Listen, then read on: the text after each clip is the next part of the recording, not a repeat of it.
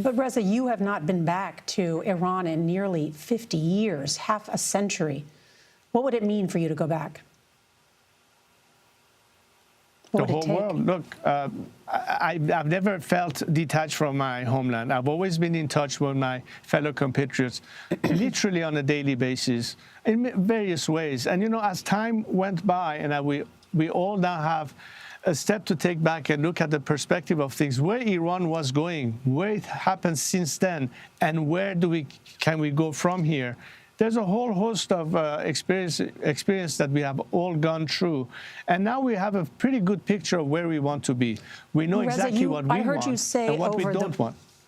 Forgive me, Reza, I heard you say over the weekend that you are willing to die for this cause.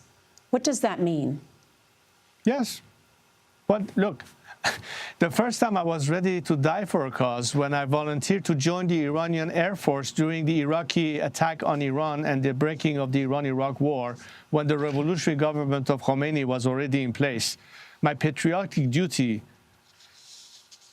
was asking me to, as a pilot, to go and fight alongside my military brethren in that war. I was prepared to die then. I'm prepared to die now. There's no greater cause for that, the liberty. And what is my life when I'm thinking of millions of young Iranians who today call my name? This young girl who a doctor in Tehran was operating on because she was shot in the face with bullets that had broken her jaw. The doctor said, "Where are you going?" I said, "I'm going back to the street. I'm going back and I'm going to the streets and I wait until Reza, my leader, comes back and saves us." That's the degree of commitment they have. How could I not possibly be unprepared to die for them, to die for liberty, to die for saving our nation?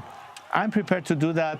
I've trained for it all my life. I prepared for it all my life. And maybe this is a time that I can be there alongside them to fight the final battle.